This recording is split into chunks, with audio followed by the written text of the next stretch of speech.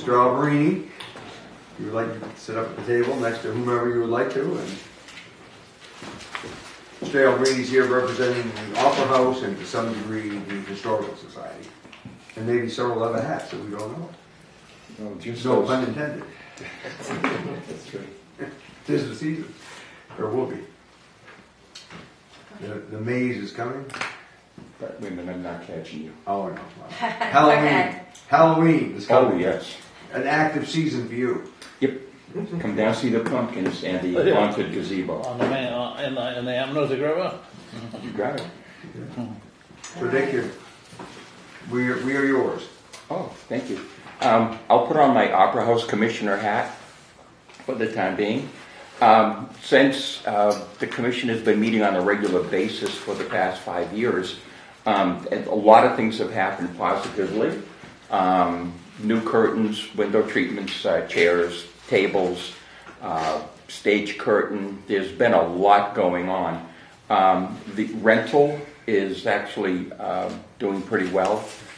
We're not gangbusters with renting the facility. So one of the projects that we're working on is installing a kitchen, and we have the money for it, and we have a donation toward it. So it'll have a refrigerator, a sink, because there's no place where anyone can make coffee. So if they want to rent the facility, it will give them a countertop. They can plug in crock pots. They can get water for coffee. There'll be a refrigerator. It won't be a full-fledged kitchen because we don't want anyone cooking in there. So it'll be just basically a warming kitchen, which I think will add to the popularity of the venue and increase the number of people who will come in and rent it. Thus, bring in a few more bucks and defray a few from what the town's paying on the building. So that's what we're into. What we need, we've been putting it off for about 5 years, and we need rigging above the stage. Okay, we were told by the fire chief 5 years ago that we had to have it, and we've gone 5 years without it. And in order to have the rigging done, it must be done professionally and by an insured company. And that's going to be $15,000 for the rigging, yes. That's why we haven't done anything in 5 years. We were hoping on raising money, and I did do as a member on the commission, we did send letters out to industries and businesses and saying, this is what we need, this is how much we need it, this is why we need it. And so we put it all out there. We received one response. All right, and it was a nice response. It was $4,000, but it didn't bring us anywhere near this.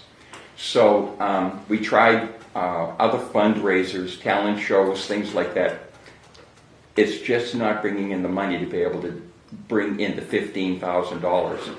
Dick, excuse me, what does the rigging do? The rigging is above the stage, and it's where they hang curtains, lights, scenery, things like that. So it has to be done professionally.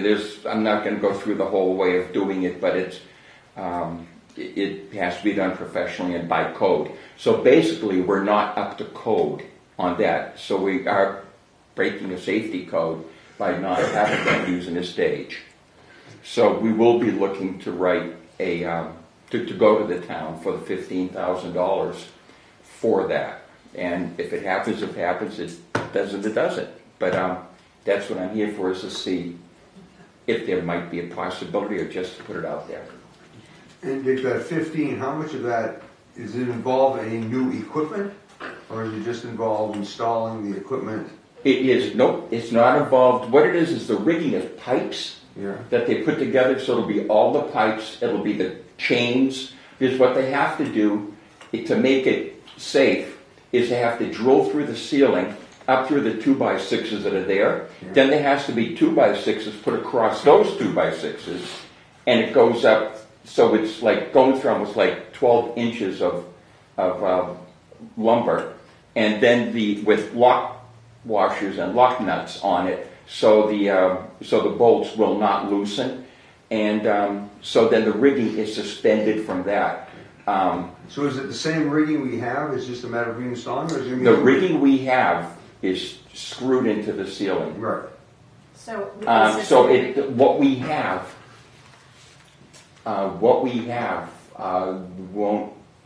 won't cut it.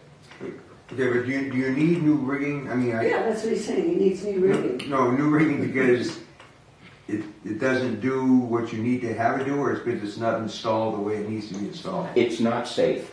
it's not up to code. Okay, Yeah. so it's not a matter of taking. You're talking about what we have there now. The If metal that piece- could be used, and then that I honestly don't know.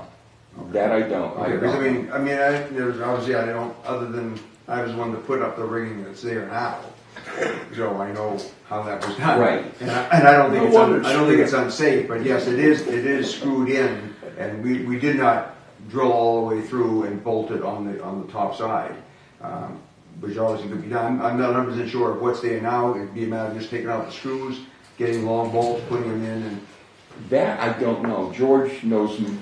George knows more about that than I. okay. So George may be someone to check into on that if we can use it. Most of it actually is in labor is to get a company to do this. These are people like they're like from New York. Yeah, but on that issue, I mean, a Frank Dodge would be more than capable of doing that, or like Eric Rexford or Clinton Clough. I mean, any of those folks, and they're all fully insured, and they, that all you don't. To ask what you're doing doesn't need to be anybody who's. Question to you on that though, you're saying that the fire department has said what you have now is unsafe, correct? Correct. So, to have anybody, Frank Dodge or whoever do it, obviously if they say, yes, that would be fine. And do you have the $4,000 still that the person said they'd give you? Did we have? I'm sorry. Somebody told you about $4,000 that they offered you. Oh, they gave us one. They gave you one. Oh, I thought you said You said An offer for 1,000. I see. And offer for, I thought it was And being your business Gotcha. Oh, okay. Gotcha. Okay. I misunderstood it too. You said it, okay. But I know talking with George about it that it has to be drawn up. The plans have to be drawn up by an architect. And this is why it's been 5 years. The guy would really, and I know I said this last year, I would really question that because anybody who's in the construction business is certainly licensed, insured, and capable. Well, I can tell you that the screen that's up there there's a screen there. It's a portable screen. You push the button, the screen comes down and show movies. Yeah. George, Don, Merrill, and I installed it, and we did it according to the right way. But to have 3 volunteers do it, there was something the chief said that we need documentation, that there's a guarantee that this is going to be safe. If something happens because of the rigging, if someone's injured, who do you go to? The liability. Where's the liability? And George, Don, and I could do the rigging, but I don't want to be liable for it. I think what Steve is just saying, go to some of the local professionals and see if that could happen. Why don't I check with George and we can come back to you on it? I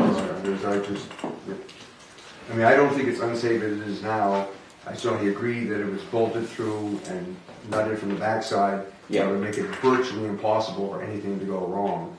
But I don't think that you need that But also degree. the liability. Well- I mean, you could look into the liability aspect of that. Why are we listening to the fire chief on this? Yeah. Why are we? Yeah. Because he's the one that has to approve it, right?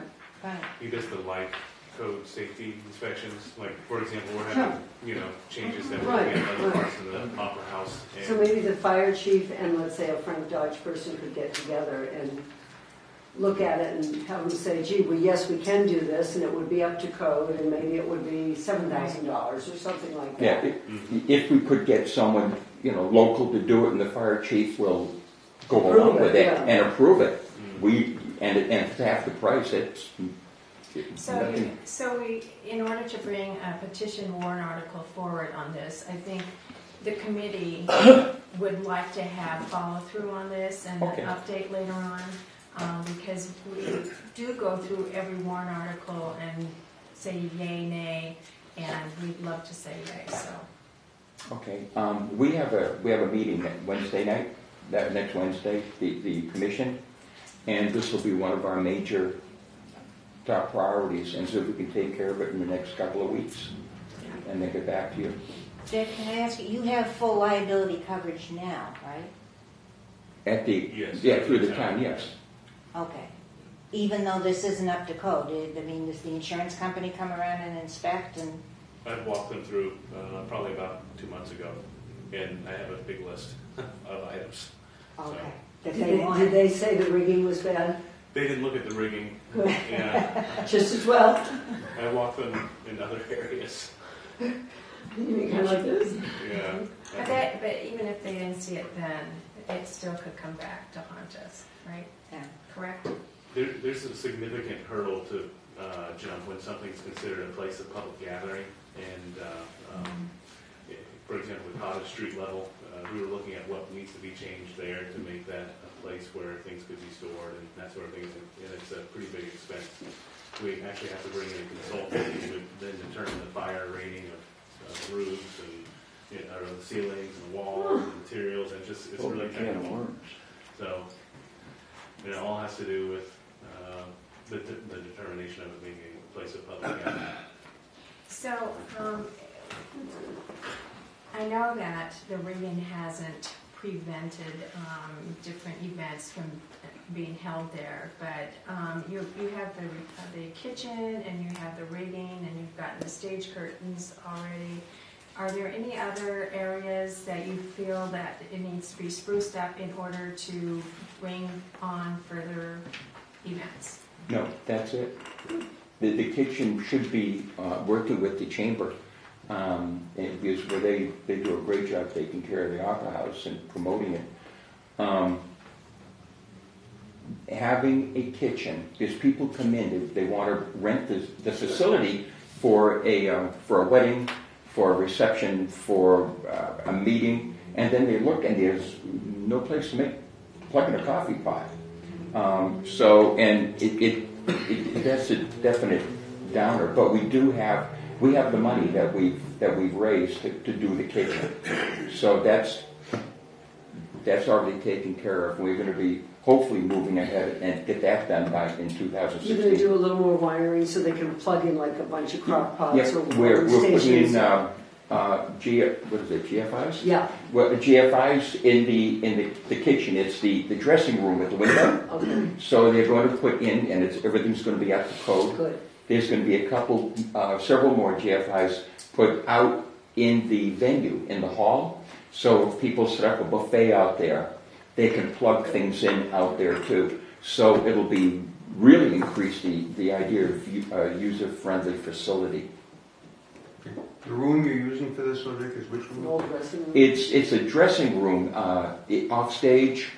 If you walk in, I know stage right and left is better. If you're walking in from Union Street, facing the stage, you go up the door on the right-hand side, It's over right-hand side, and then turn right again. and turn right. There were two rooms, one with a window and one without. And the one without is the kitchen. The one with the window is the kitchen. That's the opposite. Not that makes a difference, but that's the opposite of what the original intention was. But okay. So that should help, make the opera house a little bit more. What do people pay when they rent the opera house? How much do they pay? Is that- There's a fee schedule, so it depends on if it's a private event, if the private event is charging money, or if it's a nonprofit event. Okay, so it's different. So, yeah, and the number of hours, and we go by, is it greater than 4 hours, or is it less than 4 hours? So, for example, let's see, greater than 4 hours for a nonprofit to use the venue is $150. Less than 4 hours is $75. So cheap. And so It's really inexpensive. custodial services is included in that, or do the those They that need are to renting? take their own trash with them when they go. If they don't take their trash, then there's a fee for that. They have somebody who sets up the tables or whatever for them when they're coming in general. That person is a 16-hour-a-week person who is paid through a senior work employment program called New Hampshire Eagle Network. And so that doesn't cost anything to have him in there. And he's there 16 hours a week. So he does the setups and that sort of thing, and cleaning, some cleaning things and keeping things going. So if it's rented, excuse me, if it's rented to a private person, let's say for, I don't know, a wedding reception, or whatever, Yeah. a caterer can go there and set up in this back room that you're setting up. Is that caterer allowed to have a liquor license? Does the town building allow alcohol in it? No. So the town building allows alcohol, No. but they have to bring in a caterer who has a license. A license, okay. And then their liability insurance would Yes, kick in first. everybody who uses the has to provide us with a certificate of liability. Great. Okay, thank you. And You should get more money for it, is what I'm thinking. Scott? But the private rates are different. So the private rates are closer to, and I'm sorry I didn't bring the book, but I believe it's less than 4 hours is $250, and then more than 4 hours is, don't quote me, but I'm thinking 500, something like that. Thank you. And that depends on if they're making, it's higher if they're going to be charging. Scarlett? Prior to coming to the town and asking for the money, you said you attempted to raise some money through some letter writing that was not very successful, Yes. Yes. correct? Yes. Did you try for any grant application, any grant monies? Yes. And it was an exercise in frustration. I checked with, I can't remember the name of the grant, but several times, God, where are they? They were, I want to say they're in Conway. And I can't remember the grant, and I've worked with her several times. And it just didn't go anywhere. It didn't go anywhere. I tried 2 or 3 times working with her. And What was the organization you tried with? oh my gosh, I can't remember. Was it the New Hampshire Charitable Foundation? Who?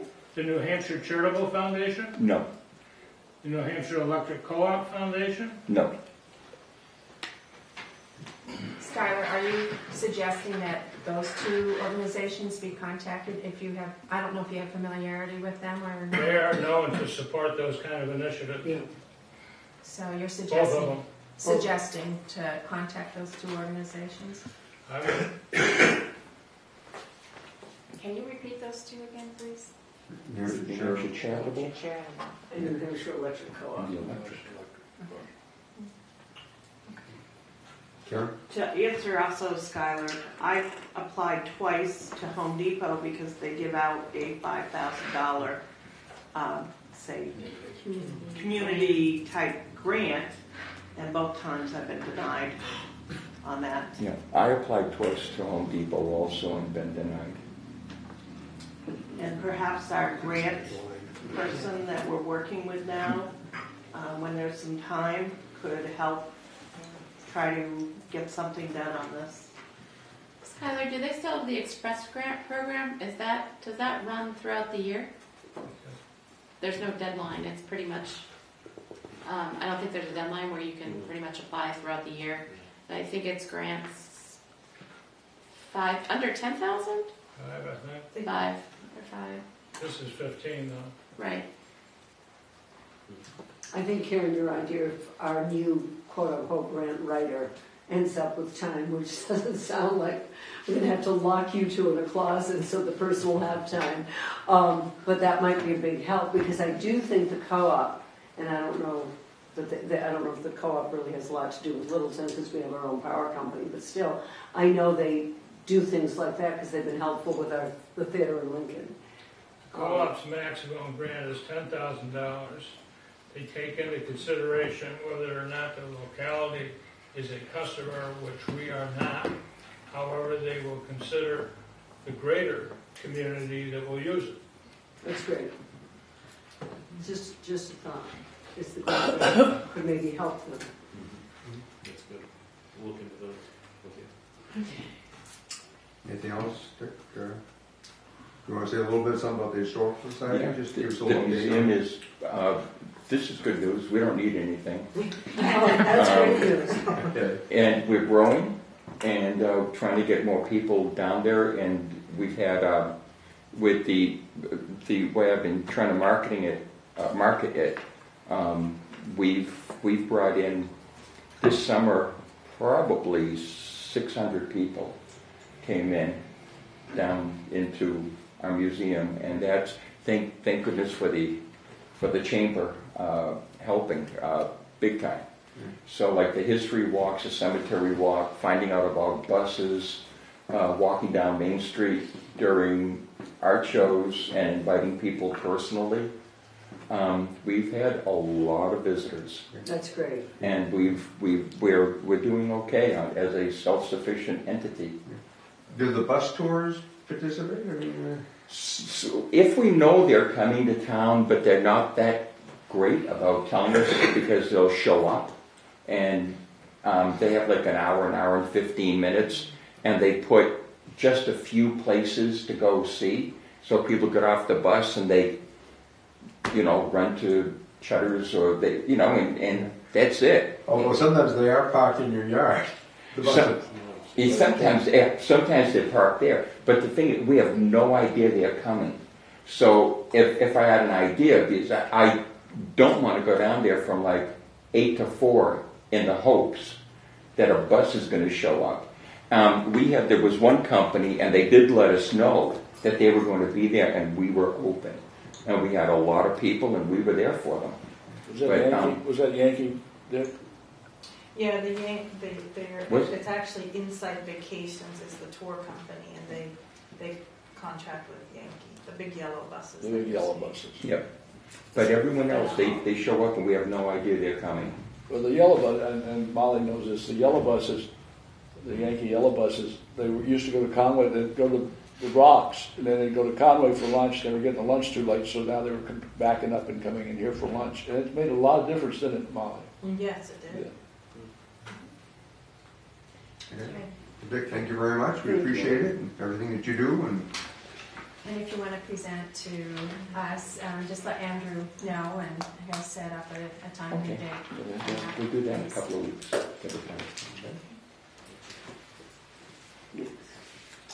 Chamber of Commerce. I don't know where's the best place. Right to over Molly, there. between Heather and Dick, that was ought to be very good. You want my, we can move you up. And Molly, obviously, probably most people here know you, but if you would mind introducing yourself. Sure, no, I don't mind. I'm Molly White. I'm the Executive Director of the Littleton Area Chamber of Commerce, and I want to say thank you for allowing us this opportunity to speak with you today. I prepared a little bit of a presentational handout just to give you an idea of sort of some of the things that we have done at the Chamber in the past year. And these are really kind of specific to the downtown or to the town of Littleton itself. So one thing, I don't think you can go downtown in the summer and miss the beautiful flowers that come from Houghton's greenhouse. And they're one of the things that we get the most comments on. And I get people who call and want to know where to get the flowers and that sort of thing. We've had numerous calls also this summer about the pianos, and have had, I think it's Keene that was looking at redoing, doing something similar. And so we've had people who have called and asked, how do you do the pianos and how does that happen? You will notice that thanks to some generous donations of local people that we've had a replacement of the flags this year as well. And so they're all fresh and new. And then we opted for umbrellas instead of the mums for this fall season as well, and then wreaths in the winter. So just just so people can have a full picture, the cost of the streetscape, and that's both Main Street and then some on the River District, is over $15,000 in terms of cost of what it costs in order to do that. But in the end, it is well worth it for the town of Littleton because it puts you on the map. Otherwise, you're just an ordinary downtown. Now you're an extraordinary downtown. Some of the other things you may have heard of that have been going on at the Chamber, Dave Ernsberger has been heading up the Power of One collaborative, which is a collaborative of organizations such as the Chamber, the Littleton Main Street Inc., Pollyanna of New Hampshire, the LIDC, the River District Commission, and the town have all been involved. And the purpose here is to come together, to collaborate, and to integrate on some of the initiatives and issues that we're all working on. One of the areas that I think we've successfully done some collaboration is around grant writing and looking for some funding. So that's what I've chosen to sort of highlight here. Some of you may have attended the Reverse Parade, which our downtown director, Jessica, came up with. But from sitting in the convertible that Andrew was driving, it looked like there was at least several hundred people down on Main Street on a Thursday afternoon, I think it was, for about an hour and a half in the hot sun, waiting for visitors from Our Place America. And Our Place America is a national organization that funds community projects that integrate arts and culture in a sustainable in an impactful way. And so what we've asked for, and we haven't heard yet, we won't hear until December, but we've asked for $460,000. And if that was funded, what that will do, I kind of call it, is it puts the cherry on top of the sundae, which is the River District. So it's going to integrate in with the infrastructure improvements of water and sewer, but do it in an ecological way called eco art or permaculture art, which uses natural materials and techniques in order to mitigate stormwater runoff, which we have an issue with because the River District's at the bottom of the hill. So while we have plans and there's many, the funding is coming along to get the infrastructure improvements, there hasn't been funding to sort of integrate that permaculture art piece into it. So when you're thinking about that, you're thinking about, instead of culverts, you're thinking about little bioswale. I'll call it a ditch for another way, but it can be rainwater gardens, so a lot of lush vegetation along the way, permeable pathways as well. And then even this funding here would include some funding to be able to do some cost-sharing grants with building owners in the back to help them with some of their stormwater mitigation in a way. One of the ways I've seen is a very creative sort of architectural system that has different drainage pipes that are kind of neat looking with plants coming out of them. And that takes the rainwater off the building's roof, funnels it through these channels, and then dumps it into like a little garden at the bottom versus just your regular downspouts. So that's Our Place America. Two other grants that we collaborated with the River District on: the Tillotson Fund, which for $65,000, which we haven't heard from. This would provide the River District to be able to develop some permaculture designs and engineering costs for implementing some of the designs we already have.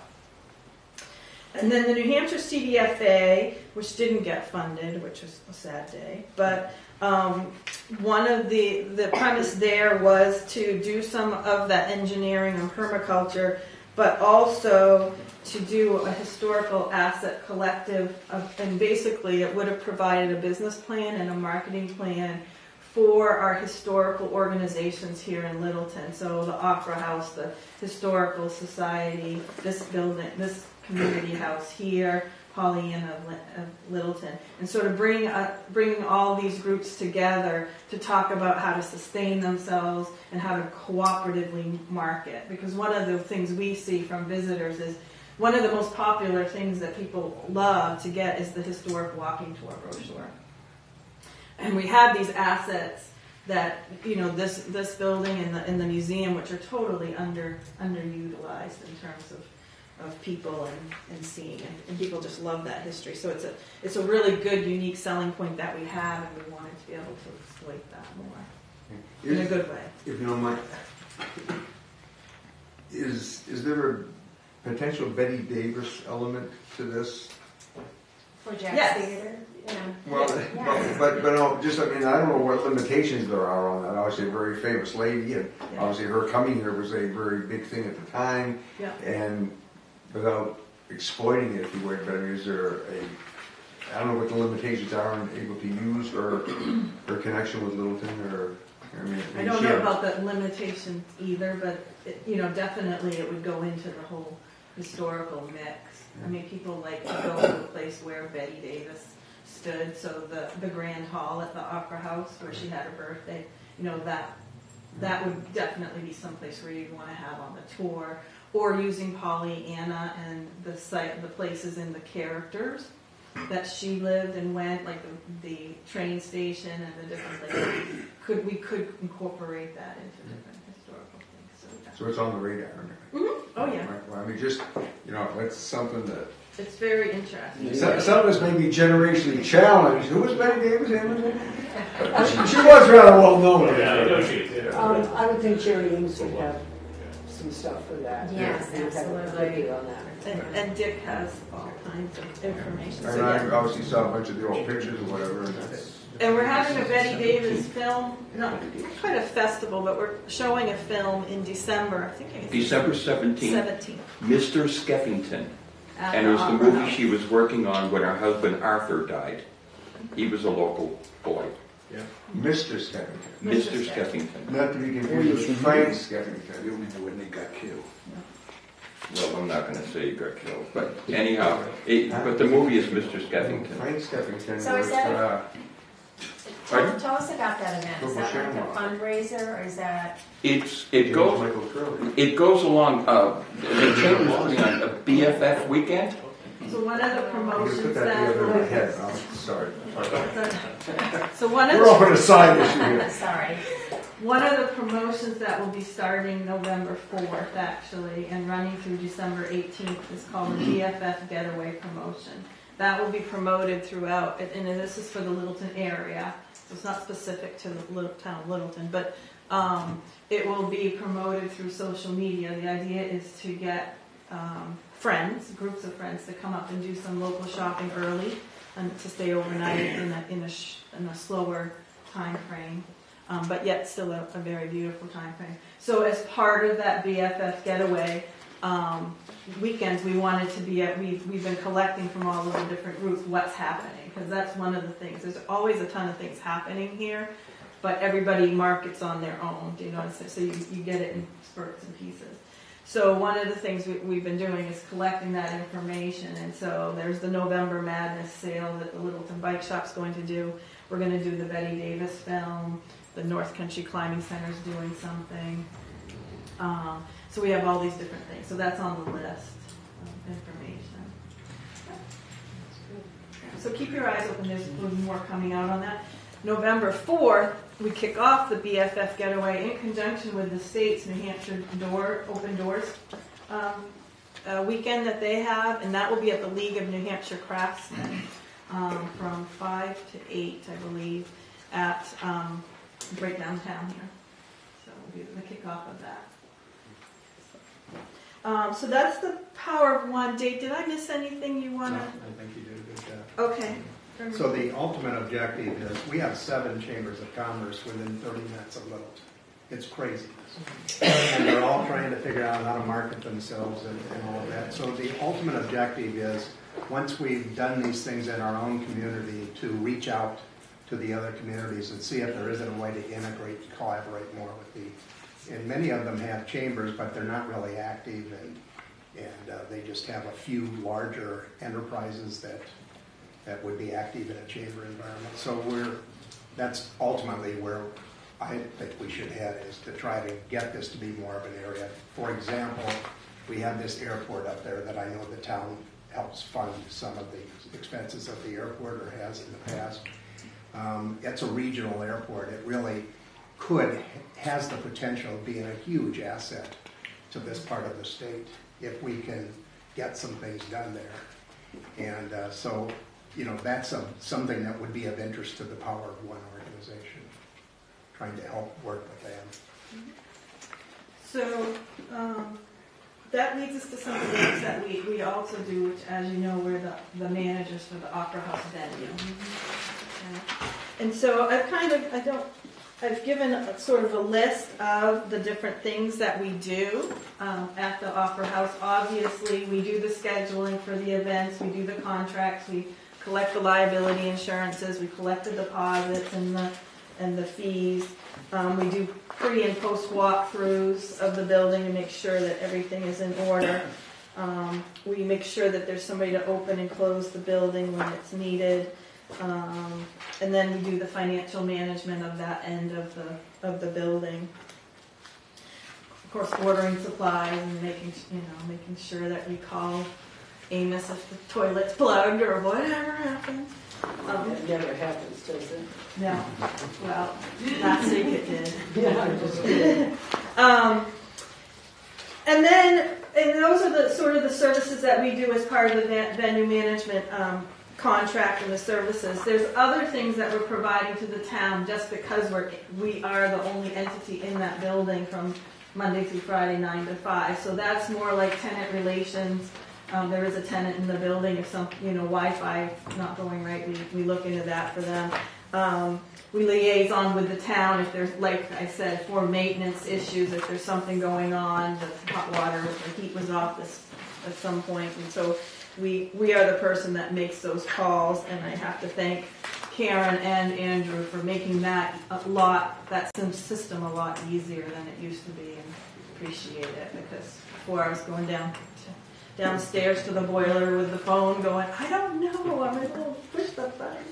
I don't have to do that anymore.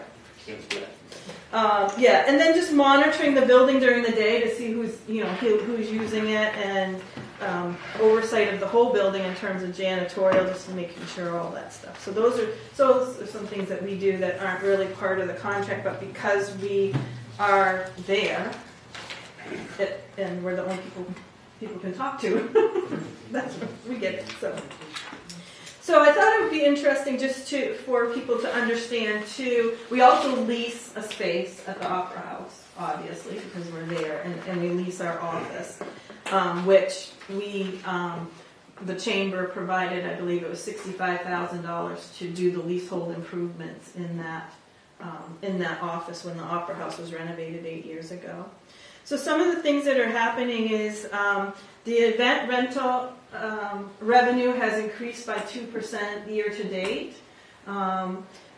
It would actually be a little bit more. There was Jean's Playhouse used to have plays here in the summer, and they elected not to last summer, and that was so that amount would be a little bit higher if they had come. But nonetheless, today or reserved as 26 organizations are using the building for either single purpose or multiple purposes, such as the Upstage Player. I think is it Mascoma Bank has a women's financial series they're doing there. Tri-County CAP has some of their quarterly meetings there. So there's different organizations using that venue than in the past.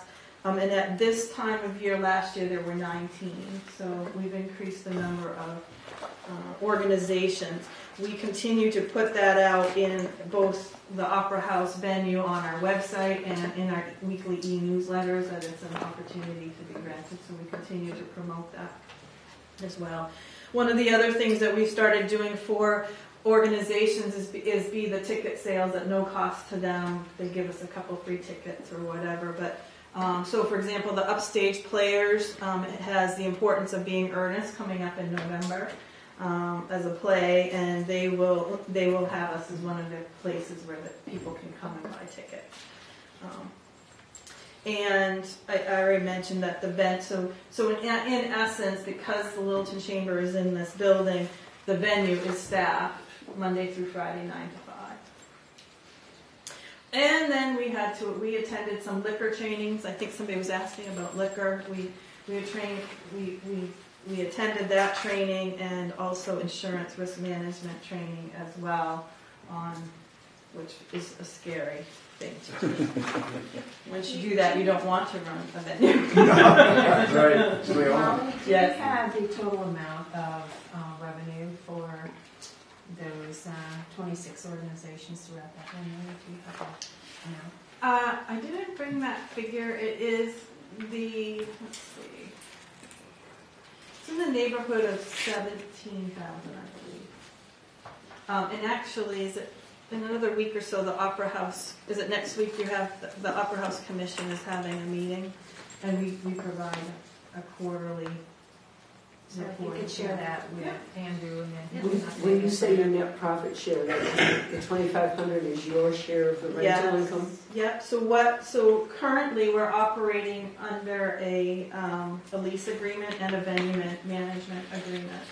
So the venue management agreement is that we will provide those services in exchange for having a $6 square foot rental rate on our office. So the lease and the office space lease and the venue management. Normally, rental space, if you're renting that office space, about $12 a square foot is what the normal cost is. So we're getting a half off that. And then at the end of the year, we split the profit. So at the end of, this is an estimated for this year. So it would have been the profit from the venue would have been about $5,000. So we would return $2,500 to the town, and we would keep $2,500. Some of the things that we've been investigating, which I put on here, is the cost of managing the venue and what that cost us in staff time. And we do have one person who we kind of say is the venue manager, and then the rest of us pinch hit in when we need to, and so that it's costing us about $9,400 a year to do that. And then you can see the chamber office lease that we pay is $64.20, which is half of what the market rate would be. We pay a portion of the utilities there as well, and then we have a loan for the leasehold improvements on that. So that the total cost of the space, once we take out our profit share, $2,500, is about $20,700. So we've done some cost analysis. If we were to be in another comparable space and pay the market rate with the utilities, we would be at about $14,000. So it is costing the chamber more than we actually benefit from it. Well, I would question that because the chamber office lease, you would have to pay that someplace anyways. Yes, $14,000. So if you look at the $14,120 on the bottom, that would be the full $12 per square foot for a comparable space, along with the utilities added in. What would happen is if we left here, we would reduce one of our staff people, so we wouldn't have that $9,300 cost. Right. Yeah. And so explain that the net profit share. So I had asked you about the $17,000 the total amount. So our profit of that was approximately $5,000 from that. Last year we received $3,000. This year will depend. I just estimated. See, you have expenditures that need to be deducted from that. Right. Supplies, some maintenance that might be had come out of the venue cost. Something needed to be repaired very quickly. Trying to think of some. This insurance must come out of there. Insurance comes out of the town's budget. The town's budget. It's Their not broken budget. out. Not their budget. The water cooler, because we have to provide. Yeah. So I'm just, I'll it's make not so much sure. on the chamber side that I'm questioning that. I'm just questioning the usage of the building. That's what I was questioning. So I'll make sure that I get the report. And then So if you moved out, you're saying it would cost you $14,000 plus $1,200, let's say, for utilities. The 14 includes a $1,280. Oh, it does, utilities okay. cost, yeah. So it's like 12,000. But in theory, you would have to do some improvements to another lease too. And we still owe $45,000 for the improvements. Still, we've yeah, done, so. still owe that money somehow. Yes, that is correct. So that's just a small snapshot of what the chamber does. There's many other things that we do, but I just was kind of trying to stick to the specifics of what the town benefits. And so just to sum things up, the benefits to the town, obviously, in an overall economic development perspective, is vibrant communities equal that you attract vibrant people. And one of the things that I've passed out to you is a 10-page article that was in the New Hampshire Magazine this summer, which is full of information, I think, that points to the vibrancy of Littleton and downtown Littleton, and why we've been able to attract some of the millennials and some of these young entrepreneurs to the area, and we're as vibrant as we are. It's those beautiful streetscapes, it's the opera house and having that ability of culture that people don't necessarily see in a rural community as much. It's the River District revitalization and historical assets. We also maintain the Littleton welcome signs here, which are the only welcome to Littleton signs that I know of. We have the First Impressions program, which I did want to mention to you, on November 1st at 5:30 is at the Opera House. And this is going to be a nice, the team, First Impressions, is a initiative of the UNH Cooperative Extension, and it's basically a matching up of another town and kind of doing like spying. It's like a spy mission. So we had a group of 10, I think, here. 13 went to Rochester, New Hampshire, and we spent the day there and we critiqued that. They sent up also a mission of people, and they critiqued us. So on November 1st, you would be able to hear what they thought of Littleton and what were the things that. What time is that again? November 1st at 5:30 at the Opera House.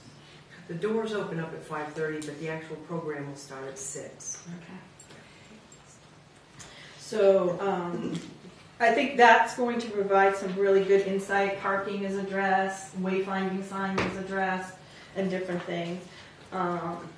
And then I should just mention the webcam on Main Street. It's when you do our website statistics, it's the most watched page with about 1,000 watchers per month on there, or visits, and a lot of the snowbirds that go south like to see what's happening, see what they're missing or not missing. But yeah, if that camera goes down, we get lots of calls. So, George, thank you for installing the camera years ago. So is that the same as the MUR camera? Or yes, yes. Integrated. We got another hit from MUR in the news the other day, both at night and in the morning, in a minute and a half. That's nice. They've really been good to us this year. What kind of other marketing do we do for the Littleton Opera House? I mean, how is that coordinated, and what are some of the things that we do? So what goes out is basically we have a weekly e-newsletter that goes out to 1,400 people. We have a 30% open rate, so about every week 400 people are opening that up.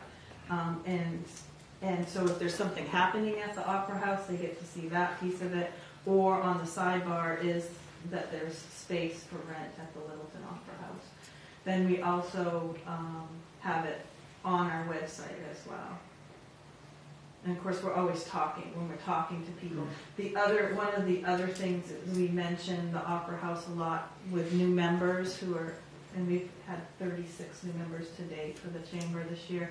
Wow. We mentioned to them that they can use the space, the tower room upstairs, the small space.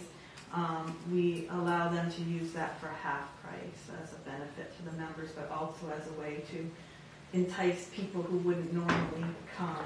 A lot of nonprofits know about the building because they're the ones looking for space, whereas a business, you have a conference room or whatever. Nonprofits not as much, so it's a way to bring some more businesses into them. Molly, are caterers aware that they could have, let's say, a wedding reception in our Opera House?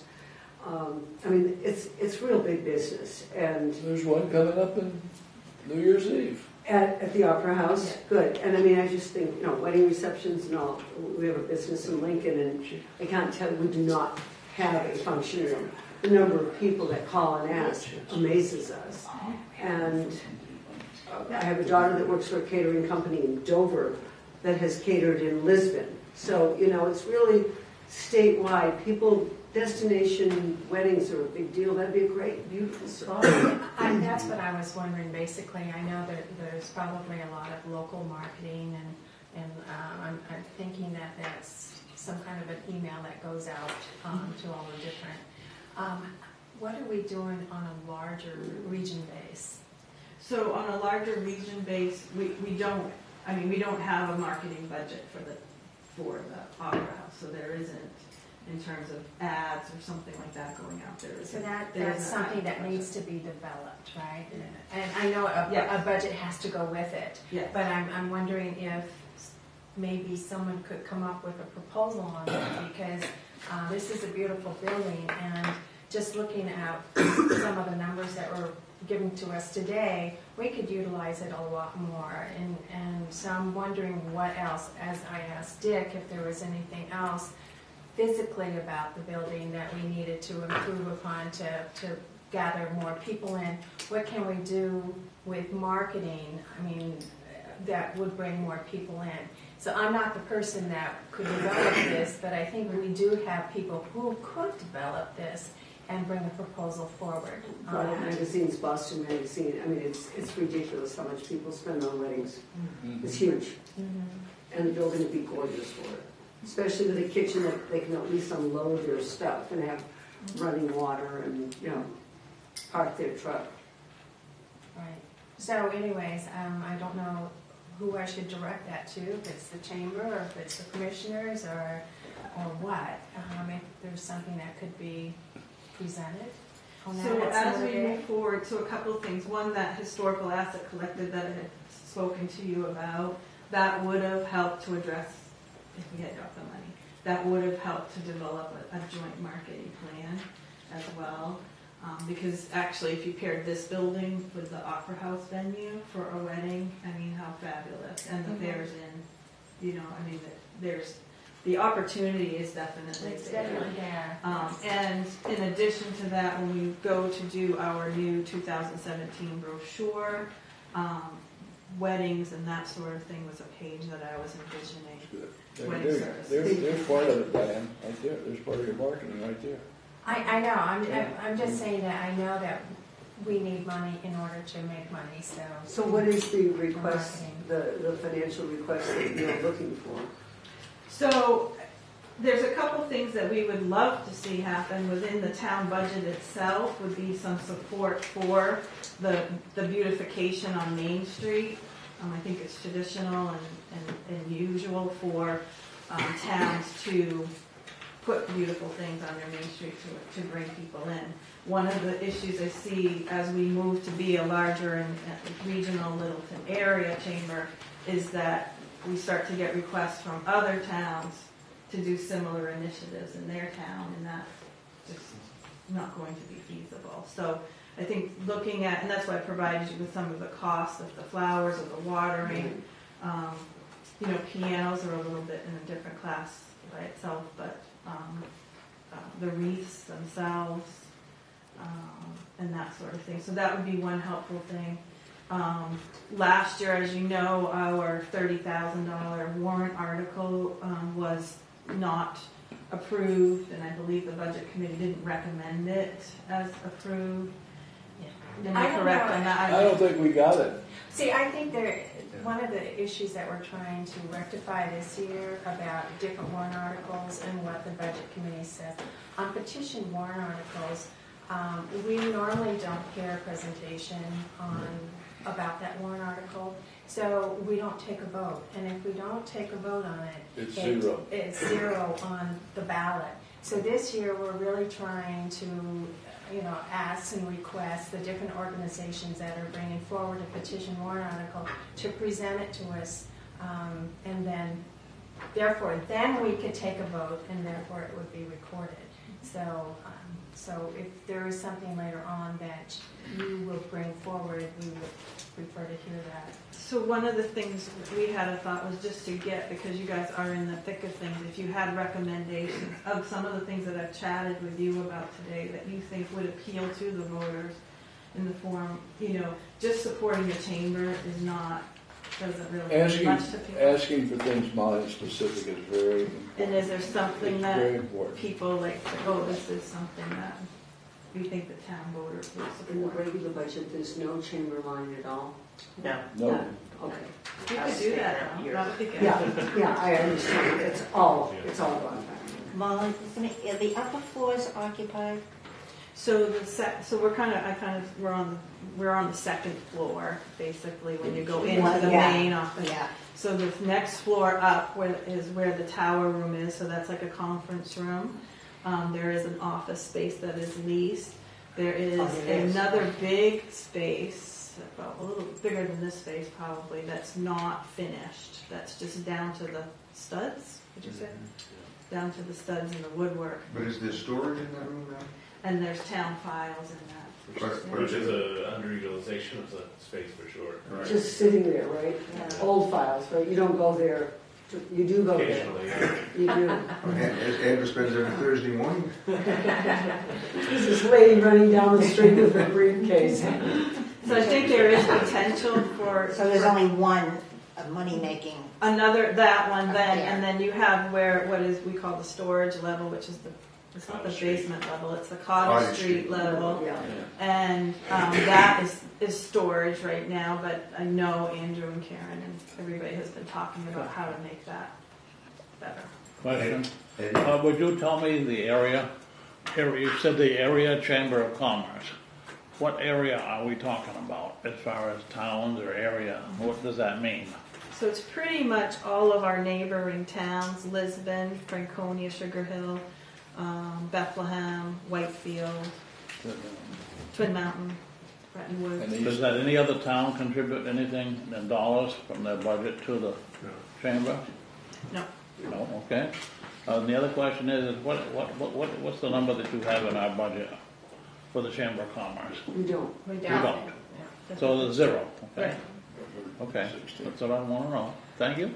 So to answer your question, last year the town didn't contribute anything other than, I have to say, some in-kind volunteer time or in-kind time if we had an emergency watering situation with the flowers or that sort of thing. So we want to thank you for, or the Littleton Water and Light puts up some of the banners and different things. So we want to make sure that that's noted. I just wanted to clarify about the area that Betty had just asked about, but the events and what you actually are responsible for are just here in Littleton, so to speak. So we're not doing things in Lisbon, are we? The area chamber? Not that I'm aware of. No, so it's other businesses in other towns can be members of this, but we don't necessarily do. The chamber doesn't necessarily do things in the other communities, The right? closest that we did was for the art festival, and Jessica, it actually included Bethlehem that first night, 42 Maple. So we are trying to bring in other towns with other venues. And we actually need those other towns because we don't have the lodging. Right, and I was just talking about our expenses or the expenses of the chamber don't include other communities. No, we're not doing downtown beautification. That's other communities. When we did Frostbite Fathers, we had 9 towns involved, and that many it was hellacious amount of work. It really was a lot of work, but it did work. I mean, but that's the only time I know one. It was a great event. So in the middle of the winter. So, David, when you talked earlier, or somebody mentioned earlier about how many Chamber of Commerces there are within a does Franconia have a Chamber of Commerce? Yes, Franconia Sugar Hill has a Chamber of Commerce and has a director of their chamber. One for the 2 towns, right? Yeah. Yeah, okay. One for that community. And they've had a series of issues there, but they have a director. Barbara Ashley's back, I think, being the director of it. But many of the members of the Littleton Area Chamber of Commerce are in these communities. And we do business after hours. We just did one at the Sunset Hill House last month. That was a really nice event. So we're trying to do this outreach to these members and bring value to them so that they think of themselves as an area wide. But if there's an event in Littleton, there is still at least a perceived value to those other communities just in terms of... They can come and use it and Of send their course. guests. Yeah, of course. Yeah. When we do this Lions Club thing, believe me, it's a great advantage to this community. And so it's not even just chamber things there, and the community at large I'm talking about, because many of these people stay in these lodging places, have dinner at these places, go shopping in some of those unique places up in Sugar Hill. They're so nice. Of course, everybody goes to Bolly's and everybody goes to Cheddar's, but they all do these things that are so valuable area-wide to us. And the fact is, people don't come to Littleton, New Hampshire. They come to above the notch. And Littleton, New Hampshire is this beautiful New England town that sits right in this region. But it's, if you really think about it, they don't, some do plan a vacation, of course, to come directly to Littleton, but for the most part, they come up here to experience the area. And we ought to be marketing ourselves, organizing ourselves, and trying to move a strategy forward as an area. And so I think the chamber has made some progress there, but there's a lot more to be done. You could really feel that, David, when you worked the info booth and asked people where they were staying, and they were staying all over the place. Right, the people that come in they're staying in Lincoln and they're here for 2 weeks and they're going around, so they like the day trip, and they were recommended to come to Littleton by people in Lincoln, saying that Western White Mountains, And they say they never didn't even think of ever going through the notch.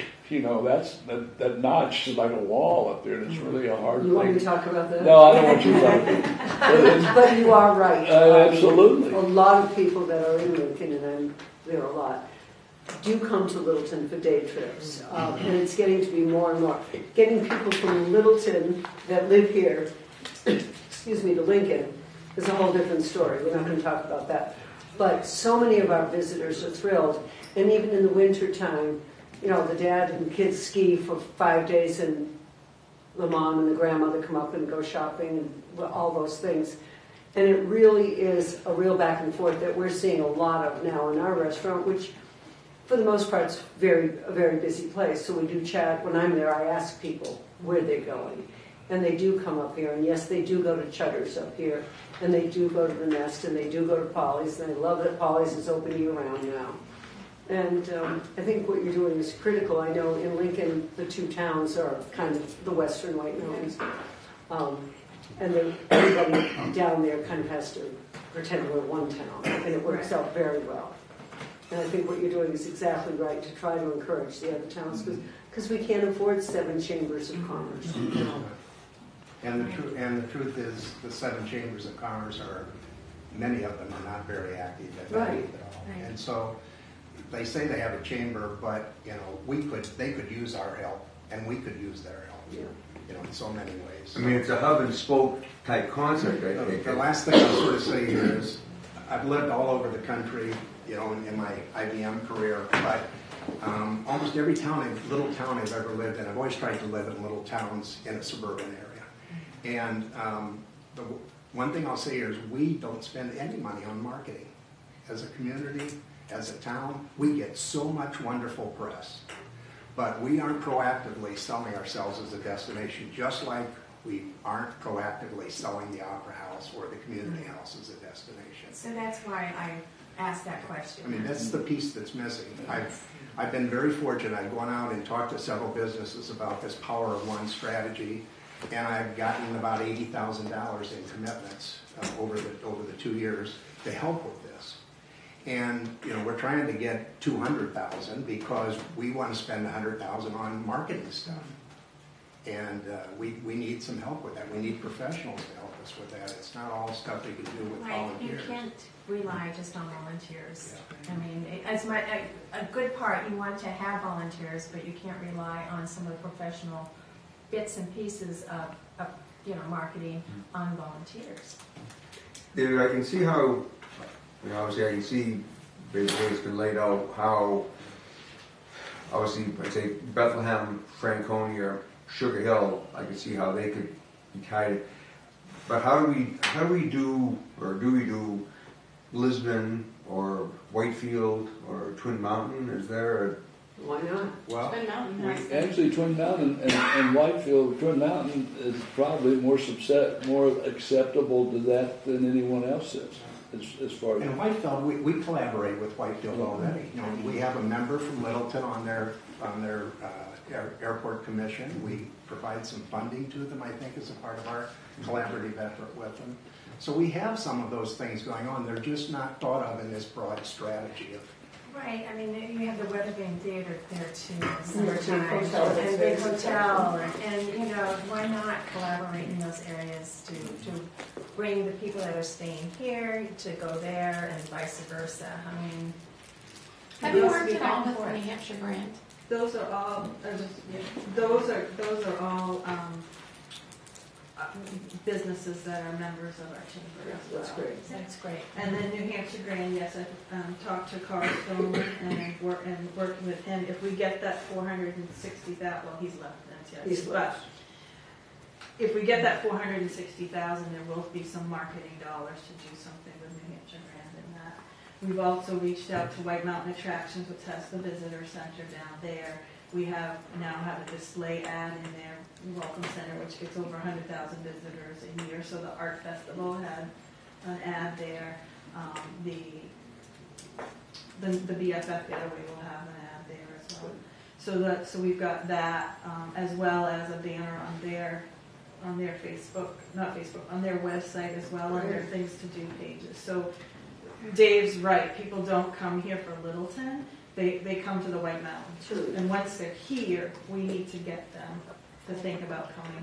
Do we still have, quote unquote, a Main Street person here, Main Street Incorporated, or is that all part of the chamber now?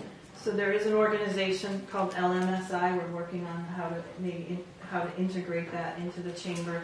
We part of the Power of One funds funded Jessica, who had to go to an appointment, but which we call the downtown director. So she focuses on things that are happening in the downtown, Main Street and River District area, as well as the skirting, Cottage Street. And stuff. But the national organization, Main Street, at one time we had a Main Street, we don't have that anymore. No, there is no Okay. national Main Yeah, I don't Street think there is anymore. They anymore. sunsetted that. There is an effort at the state level to add, I think the request is $3 million to the Community Development Fund for downtown revitalization efforts. Okay. And so in many ways, Jeannie Forrester, who's the Senate Finance Chair, has been very supportive because she came out of Main Street organization. Has been very supportive of trying to get this done, and while she's still in office. And if that happens, there will be real funds available to do destination marketing and those, at least that request those kinds of projects to be funded. So what kind of money, I mean, you're gonna specifically ask for a warrant item at some point, correct? Yeah, I believe we are. We're still in talks about that a little bit. It does look like that's What I've been pushing on with Molly and everybody is that I'd like not to have to do a warrant article. We have so many of them. It's like, I used to live in California where you got all these propositions. It's crazy. And if you've got a warrant article that is late in the warrant article list, it gets a no.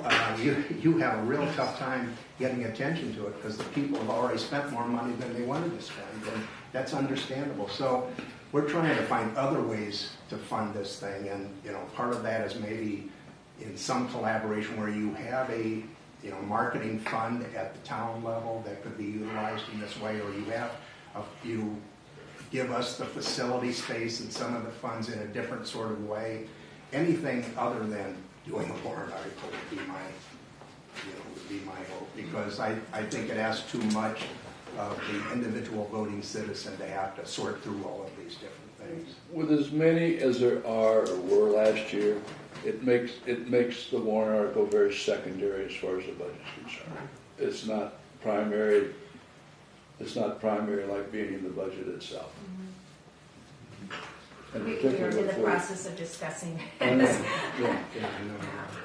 We all have different opinions on it, and I'm sure the selectmen are going to come forward with their thoughts on it as well. Scarlett? Well, the selectmen may come forward, but is there an ask? Is there a specific ask? A specific task? ASK. Ask, without the T. Are there funds you're asking for, Molly? So if I were to have a wish list of funds, I would ask for $10,000 to support the beautification efforts on Main Street. And I would ask for the town to look at how to restructure our lease and our MOU agreement so that we're not losing money, that we're breaking even and can do the job the way it should be done. It was done before this by the chamber, before we came along, but if you talk to Dick or George or those folks, they didn't feel like that there was a good job was done. And so those things that you're talking about, marketing and all of that, we're your biggest advocate. Especially you being effective. Right. So if I could make one more comment on this, there is a process that's being followed in the Lincoln North Woodstock area where on a voluntary basis, people that stay in their lodging establishments allocate a percent or two. They put it on their bill, and they get hundreds of thousands of dollars off this. Our problem is we don't have the lodging. When we ran the numbers against our own lodging to try to do something like this, we're talking about $15,000 of income or something. So, because our lodging capacity isn't. If the area did this on behalf of an area chamber of commerce, like happens down there, I think that's a new way to begin to fund your marketing plans and things like that. But we've got a long ways to go to get that all put together. It can be done, though. The Plymouth area, they just integrated 5 chambers of commerce. Not without a little bit of pain. They did it. Well, is there a way on our budget that we're working on? Is there a line item on that budget where this, for example, $10,000 of downtown beautification, plantings or whatever it is we do on Main Street, can go into that part of the budget? I mean, I don't know the budget. You know every single line. As a start for the chamber, I mean, I know there are people in our community that think the Chamber of Commerce should fund itself completely. I spent a few years on Main Street knowing that didn't work, okay? And as a shopkeeper or a business person here in town, you need things like the chamber to bring you some customers. Is there a way? There is a public purpose line that could be used. It's currently being used for flags for cemeteries, our Memorial Day picnic, and There's very little in that line. It's very little in that line. And the selectmen, maybe on the recommendation of the budget committee, could add to that line. It has to become at some point the selectmen's budget. Just a thought. Or We're trying to stay away add a from. line. Yeah, you can add a line. You can make up a new line. We could, We but could. we would ask Andrew to come forward with a recommendation, I think, to us. And just to think about something that Molly spoke about with the downtown beautification, in many communities, probably most communities, that's part of the town's budget. And the chamber has been kind of stepped into that role. I think for us to be able to, if we were to try to pick up a lot of this, like the watering and things like that with our own employees, right now we'd be in a really difficult spot because we are fairly stretched thin with the number of employees that are available in public works or other areas that might fit. But as far as being able to do these things, I think in most communities this is a municipal function to take care of a public municipal space. So just a thought. Okay, well, Yeah. I think. Just trying to get us off of square one here. The Water and Light does a great job with everything as far as the rates. Thank you very much. Oh, thank you. Such a great job. Thank you, Molly. Next. Is there anything else? Well, I have a couple of things that I thought. If we have a moment. Really? What's I'm going to try to do it quickly. What is a problem? So, I'll try. Okay, pass those around, please. What I'm handing out to you is actually double-sided. And rather than do a new budget, of course, every time there's a little thing that changed, I'm keeping a list. You want to begin? So as we get closer to the end of this, we can incorporate all of these. You don't get one. The front page of this says pending changes to the 2017 town manager proposed budget. Under revenues, we found after we had done the last draft, or the last presentation, that we had not included the betterment assessment that had been approved by the selectmen on August 8, 2016. What's that mean? You're going to have to talk with Andrew and the selectmen about it, because I did not attend the meeting.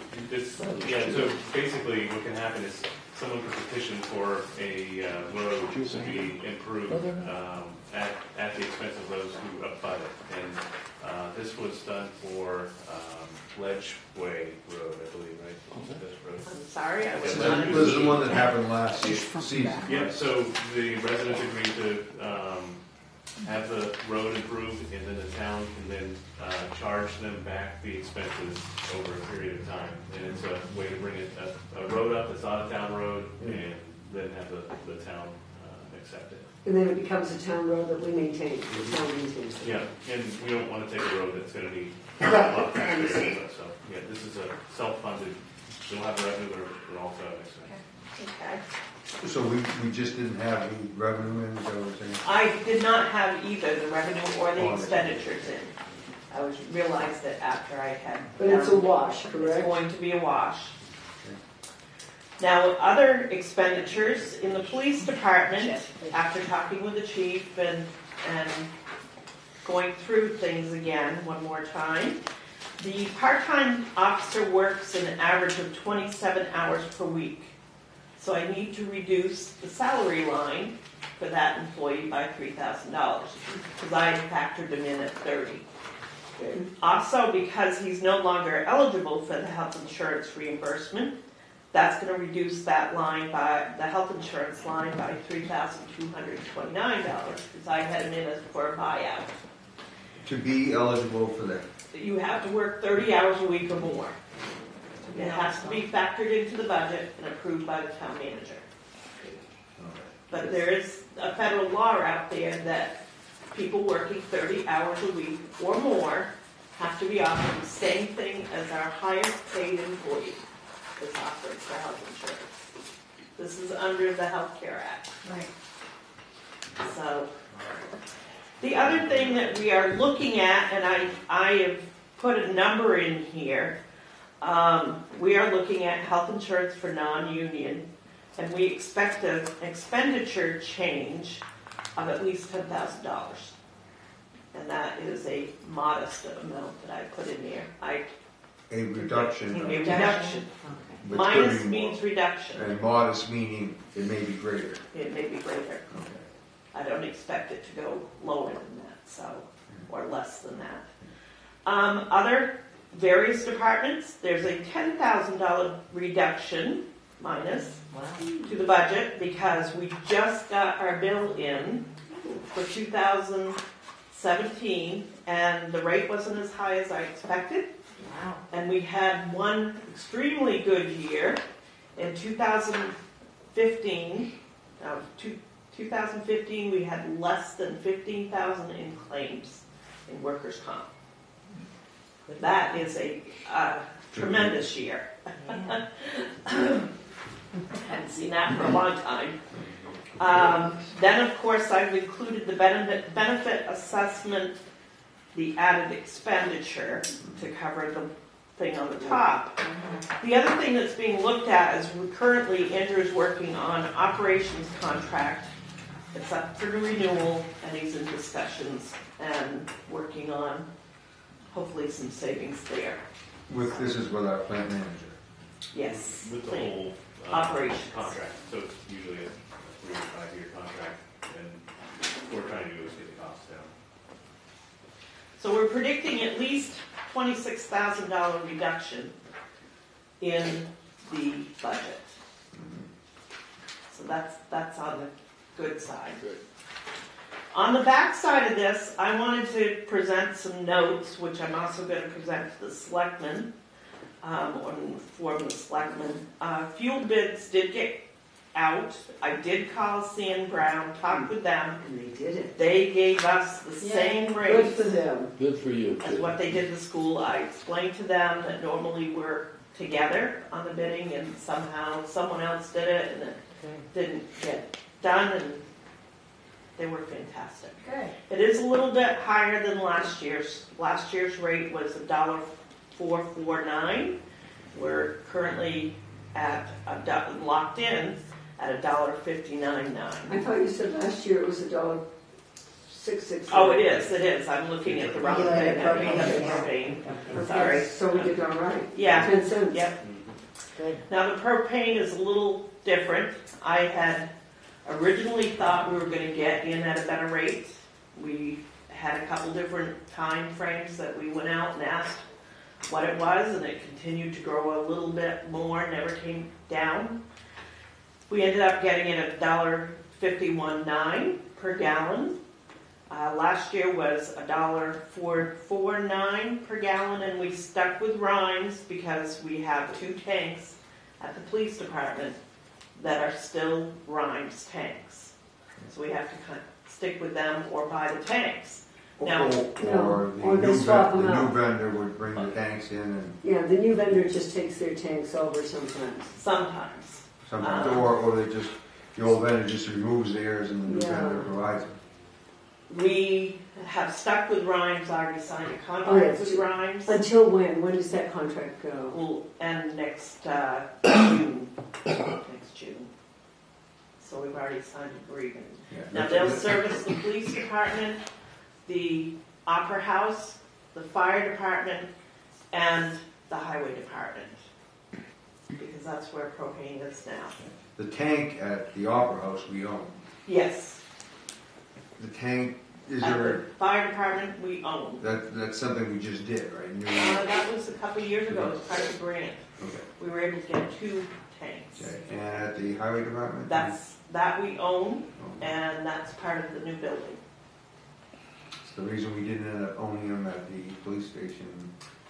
I don't think there was money enough by the time they got done everything. One thing about buried tanks, if we own them, we're responsible for them. Look at what we've had to deal with the buried tanks at the fire department. Yeah, but you're not gonna have that issue with the propane tank. We will not. No, you don't. Just by the nature of the, Yeah. you won't, but So pellets. submarine.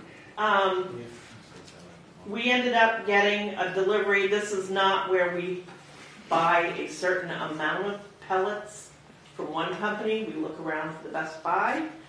We ended up with $243.71 per ton. Last year it was $236.19 per ton. Bill Sargent from the highway department was asked to call the vendors and get the quotes. And the quotes, one was from Sandre, which we got last year. That was our major pellet provider. Main Energy was $279 a ton and $269 if we paid within 10 days of delivery. And Pellets Now told us they do not do bulk delivery. That's a company, pellets. That's a company. Yeah. So this is only at the garage that they use the pellet? The pellets are used for the highway department and the fire department. It's a combination. And do we have that system working properly now? One of the issues was the fire station's oil burner, and it was an older system and not really designed to work with the pellet boiler. But we're doing the upgrades right now at the fire station so that it'll all sync. And there also was an issue with the modines. The modines require a different water temperature than the pellet boiler put out. But it's all being taken care of now. Just out of curiosity, did anybody go to Carol Lucas to see if he could deliver bulk? I did not know. Would have been at least a nice, He may not be able to, I don't know, but he's. should ask. though. Should Carol ask, Lucas. because he's Lucas, huh? Yeah. Kara said.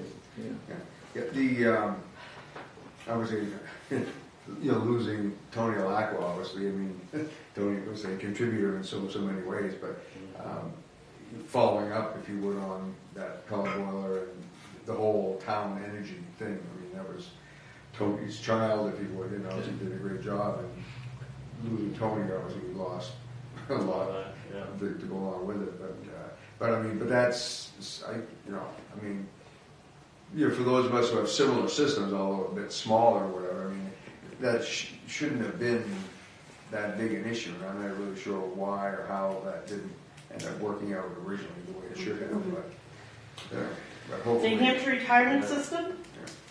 I've already told you before that the rates went up, and I did a calculation, but I wanted to show you 2016 budget for employees. It was 11.17% is what I used for a calculation.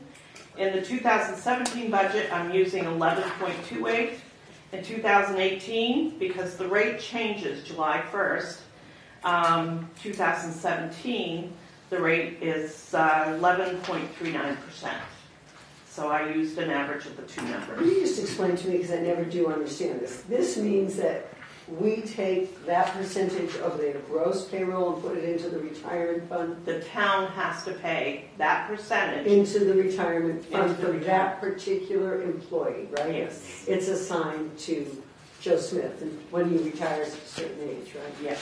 And you have to do that, do you do that weekly, monthly, annually? Monthly. Monthly, okay. Yes. And the employees also contribute to the Yes. retirement. They have to. They have to. They have to. It's mandatory. Okay. It's 7% for the normal employees, say the highway department, transfer station, the office staff, somebody that is not certified. Somebody that's certified as a police officer, they're paying 11%.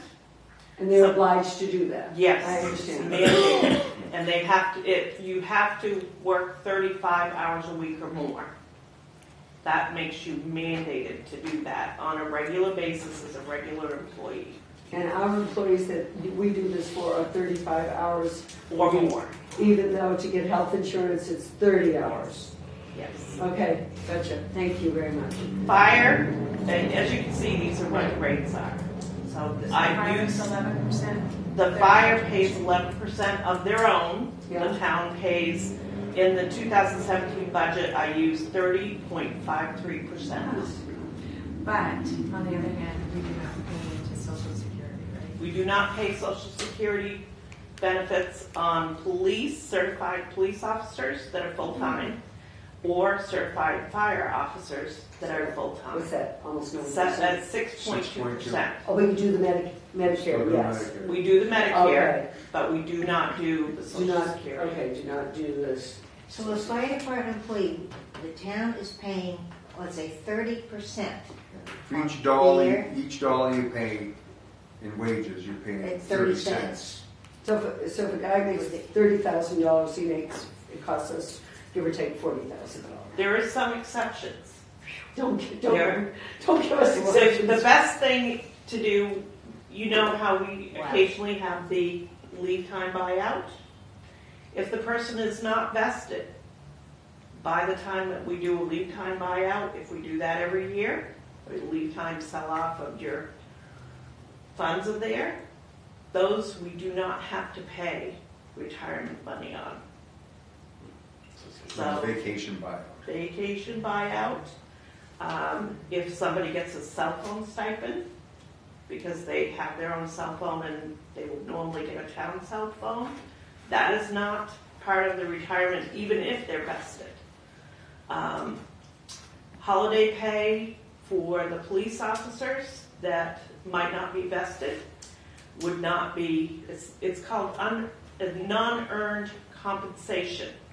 If they're not vested, then we don't have to pay the retirement on that portion. That's minuscule compared, right? Well, if you think of 30% and somebody has 100 hours. So you don't pay the retirement fund, but then in that case you do pay Social Security? We do not. We do not have to pay Social Security on that. Anybody who's Really? in this sort of situation, we don't pay Social Security on. In other There words, must be why some is there special Correct. law to allow for that. why or how or what? So I can't tell you exactly. It was something that was in effect long before I came here, and it might have something to do. Because this is in lieu of retirement, so to speak. But there must be some special law. Oh, sure. There is. Otherwise, It's been this way. Even when I worked in another town, it was this way. Well, I think it's municipal employees, probably federally, I mean. I can't say for sure, but I know that. Is that the same with water and light, Eddie? What's that? Is that the same with water and light? Or do you know? I don't know. If you have a 30-hour week or 29-hour week employee, you pay Social Security on that person. Oh, yes. Yeah. Yes, So if it's they're just this group. full time. Yeah. Now, you asked me last time we were together how many hours a week somebody could work that's retired and be able to draw their retirement without losing their retirement. Right. And I did pull the information. I had mistakenly said 34. It's 32 hours a week. So if they work over 32 hours a week, they have a certain time frame that they can't work more than a certain number of hours in that time frame, or they lose their retirement. So we have to be very careful. We report on a bi-weekly basis how many hours anyone that has retired and is working for the town that's getting New Hampshire retirement, we have to report that to the retirement system. And they will occasionally do an audit on that. Now, did that come into place after the two guys in the Lakes region did the $250 million deal each? I can't tell you. It's been that way a long time. Well, apparently somebody wasn't reporting on it because they had two people, I believe, working for Belknap County Sheriff's Department. Each earned almost $250,000 each. Sounds suspicious. I think it was 2012. Okay, you track this. Okay, so you track this. So that's So the probably employee's since. not responsible for monitoring that, it's the town. It's the town. We let them know that this is the way it is. Well, I think that was further back than 2012, so that's probably something they implemented at that time. Because the question was, I mean, how could the sheriff's department not know that they had? So that's our responsibility as a community. We have to monitor that, let the employee know, and therefore the onus is on the community to do it, and we would be the ones. Right. We wouldn't have to pay the employees retirement, say. Right. We would have to pay if they worked over and they should have qualified for full-time benefits. We would have to come up with that money. But we make sure that they know this is the way it is. That's why a lot of times you'll find somebody that's retired will work them 30 or less. And that gives you a little lead time there if somebody's good through. Thank you. Anything else, Karen? Do you? I think Diane might have something. Yeah, no, well, I mean, I don't know what you have, but I just want to approve the minutes of September 15th so we can get that off to I make a motion to approve. Second. And I have 3 amendments to the it. minutes? To the minutes. I misspelled one name and I didn't include 2 attendees, so I will correct that. I know, I'm fired. No, you're not. Darn. Okay, what did you misspell? I think the superintendent's last name, I need to remove the U on that. Oh, yes, I think And then you I didn't put Rudy in as attending, and I think there was one other, a channel 2, I think. One other. I Yeah. have 2 T's at the end of my name. Oh, okay, and 2 T's. But it's pronounced Dorset. Not Dorset. You can do Dorset too. Then you have to throw an E on it. That's right. You hear what I call it. Andrew! Okay, 2 T's on Motion it. to accept the minutes as amended. Read and amended. So moved. All right, Second. thank you. And then I just have one other handout, okay, and I just, We have to vote on the minutes. Nah. We have to do ours in I think we days. all approved it, right? I just did, okay. What's this? This is, 1947. this is for the meter fund, and I'm just handing this out so you can familiarize yourself with it. I think that there will be a discussion later on about it. I don't know how many copies are there, no, drop those off. Oh, thank you. Yeah. But we will hear more about this later, so this is just for you to read at this point. all right? This goes with our thoughts on removing some of the positions and utilization. Right, of the- utilization and future utilization of these funds These to are- purchase okay, and improve the Oh, one parking more, lots one more, around one more. our town. So just homework, Thank you. homework. I just wanted to get that out. Okay. Rudy? Sir? Mr. Chairman, if I may, I just want to say that this board over here, and also, the town manager, taking consideration with the town stays on the budget.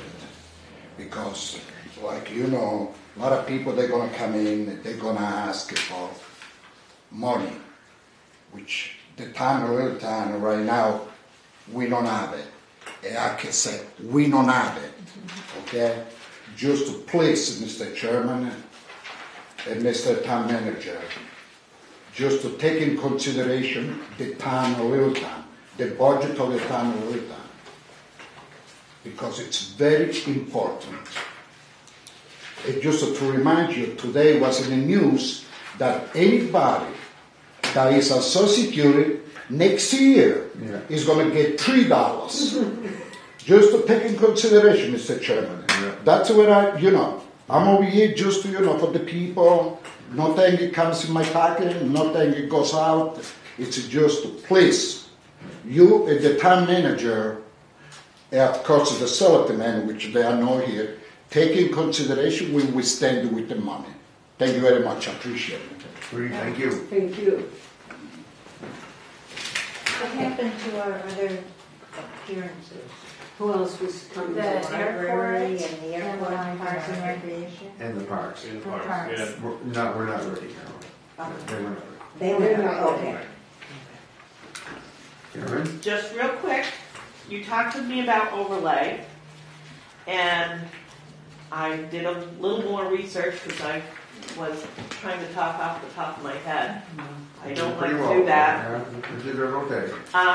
As of right now, we have paid out $501,447 in overlay monies. What was that mean? 5,000 what? $501,547 In 20, the, in 2016. That includes the hospital, which was $340,488. now this is this calendar year or this is April 1st, 2016 to? This is calendar year, Calendar year, okay. okay? Yeah. That includes back abatements. Yeah, right. We had set aside, by the time we get closing entries done, for 2015, for abatements, $375,000. I said last time it was 275. Okay. It's 375,000. Is So, what we had allocated at the end of 2015. yes, that we had set aside out of funds for abatements. Yeah. And every year, we go over the abatements that are left with the auditors to try to figure out if we can set some monies aside for abatements. So we're not bombed with them. So at this point, as of right now, we're going to need $126,000 plus whatever we can figure out between now and the end of the year that we might have left for abatements. So And that's that what was- we're going to ask for overlay. Just, we're not asking the $500,000 as we talked about last time. 126,000. At this point, it's $126,000 plus some determined amount that Andrew and I and the assessors have to talk about. That you're gonna ask for in the budget. We have to ask for it when we're setting the tax rate. Right, but what if you don't have enough? Yeah, normally you would take it into consideration when you set the tax rate based on your surplus. No, it's always been, when we Right. set the tax rate, Right. it becomes part of Right. what's required as part of the tax Right, amount. right, but it comes from surplus at that point in No, time? it does not. So, I mean, technically, Unexpended. the select board can then vote to use some of the unreserved fund balance Right. to offset taxes. So in a way, right, Yeah. once removed, it's, Yeah, it you know, is, right. impacting it. Okay, but if there were not enough money in the unreserved fund balance and you needed more for overlay, would it then become part of the next year's budget request? It'll become part of the tax rate. Tax rate in October. It'll be Oh, part of okay, we would just rate, well, so it actually would become part of the budget retroactively that we passed last spring. Yeah. Yeah. Well, you know, that's, a good way to say it. Yeah. well, yes, because I mean, you know, that, setting the tax rate, you know, is in many ways the second town meeting or the secret town meeting, because whatever you voted on in the spring. Yeah, that's what it is. I mean, that is what it is, because when you set the tax rate, you're effectively modifying what was voted on in the spring legally, but I mean, it is a modification. So you would actually, what you say, you would raise the tax rate in the fall sufficient to cover the amount that needs to be allocated to overlay. Yes, so you got it. Yeah, that's right. So overlay is an amount of money for tax abatements, realistically. Yes. That's what Yes. that term means. Now, last year, it was $195,665 that was requested in overlay. So, when we set the tax rate. That's really the hospital that. Yeah, there was Some of it, yes. Yes, and we just went through a reval. I think that, you know, I'm talking with the assessors and also Sanssouci because we do have some utility cases that are still out there to try to determine what we'll need for next year. You know, TransCanada is pretty much done. We're waiting for approval, I believe, from the court. So that was a That's big pretty one out close there. to done. Yeah, and you know, I'm hoping won't be as much, but we'll see. So we have so I'm always confused on this. So we have an overlay account and then we have the unexpended fund balance as well. Those are two separate entities. We have, it's called encumbrance for abatement. It's money that we've accumulated because we know we have some abatements that we're gonna have to pay out. And why raise more in overlay than what we need if we can set some of that aside? Okay. So we had set aside $375,000 over the course of, I would say, at least 5 years or longer that we've set aside this. Do people just get to ask for abatements on the year that we have the reassessments? Or can people ask for abatements at any point? If something changes on their card, I believe also if they find an error on their Or if property is sold, it doesn't affect that, right?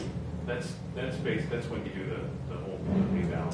Okay, so The sales are based on. that's the reval, okay. Just They could curious. come out and reassess your property and determine that they had an error and raise the calculation of value based on finished quality. And then I think if they did that, you could abate, try to file for abatement for the city. Does that help? It helps, so anyway, it's an unknown number at this point in time, but there will be no money in the budget to be applied to the tax rate this fall, most likely, because we had pretty much pared that down to the end of last year. I had estimated at the end of 2015, we had 480,000, and we used 105 of it for offsetting the tax rate last year. Right. And my estimate's very close to the same this year. I haven't got closing entries. She's very good. Yeah, she's good. I sat there with a calculator trying to recalculate a few times, and she's usually within a few dollars of some guess. Okay. But you indicated it was going to be, I mean, obviously we know we've been judicious the last few years, but we also know that we were paring things down. It's pretty tight, so. Too tight. Right, so with the school return of surplus being less than anticipated and realistically, so there's going to be some effect in the tax rate when it's set. But what the school has left at the end of the year because of unexpended funds or fund balance really has nothing to do with the town, because that does not go into a special account that you can access. So, I mean, I understand what you're saying, that they're returning less, but it Well, if they return Yeah. $200,000 less than they did the previous year, and unless the town has an additional $200,000 to apply to the tax rate, that in and of itself will result in a 30-cent increase of The tax rate. 200,000 that they usually return, it actually comes off what their tax rate calculation is. It has It nothing doesn't to do come with off the town. ours, yeah. It comes off, well, it comes off the town in whole, Overall, that's right. but it comes off Of of their, schools. of the school rate. Okay, so we have a meeting, we have to be out of here by 6. We have a meeting scheduled for November 15th, right? Not until then, right? And so I don't know what your thoughts are about December 6th. the library, the Parks and Rec, and the airport.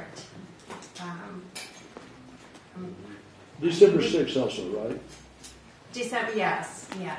But we changed it from the 8th because Of of election. elections. Day, yeah. But we also have a Thursday.